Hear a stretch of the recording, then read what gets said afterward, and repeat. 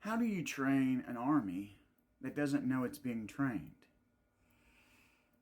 Well, that's a good question.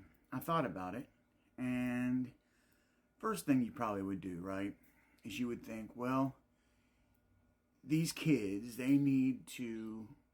Oh, by the way, when I say kids, you want to train people young, right? If you train people when they're older, they would need a big reason to go and fight and die for you. But whether it be finances or just trying to protect their country, their land, their state, whatever.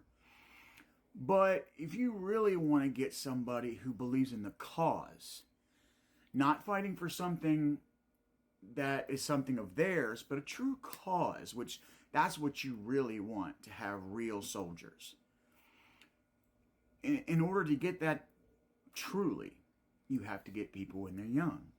You have to get people thinking this cause is the only cause that matters. And I will give my life for this cause. So if I was going to plan this out and I was going to make an army of people and train these people, but I couldn't really come to them and say, hey, I need you to fight for my cause, my people, my country, my state, my whatever. I don't want to tell them, but I want to convince them and to get them ready without actually letting them know. What I would do is I would put in my media, my news, my movies, my music, I would put things that involve learning how to use weapons, wanting to have a weapon, wanting to know how to protect yourself and protect what you care about.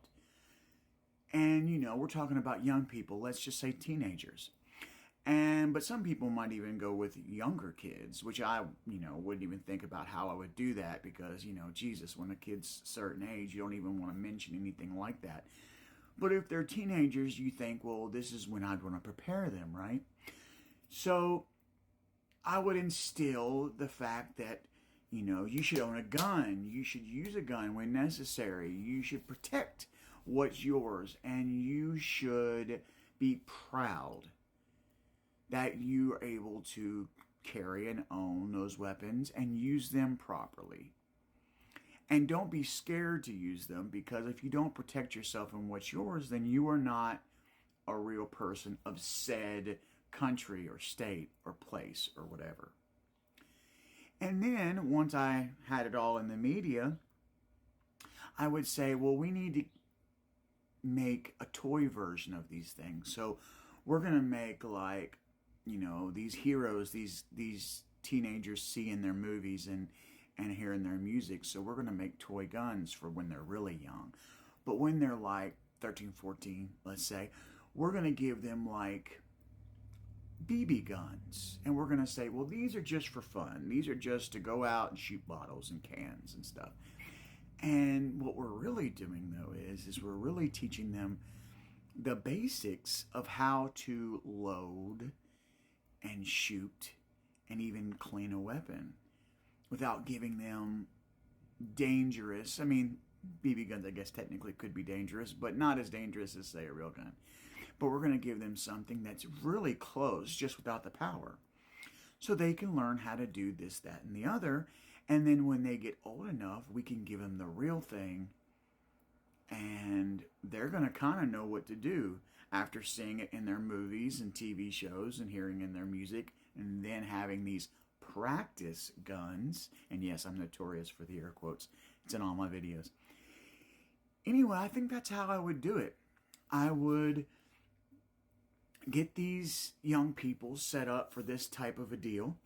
And then when it came time that I wanted to have my soldiers, when they, were adults, I would have a somewhat prepared group of people who weren't just kind of looking at a gun going, oh, I don't know what this is. I have no idea.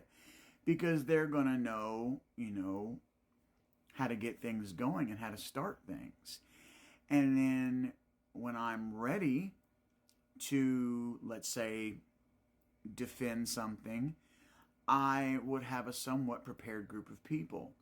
I think that's how I would do it if I was in charge. Sound familiar?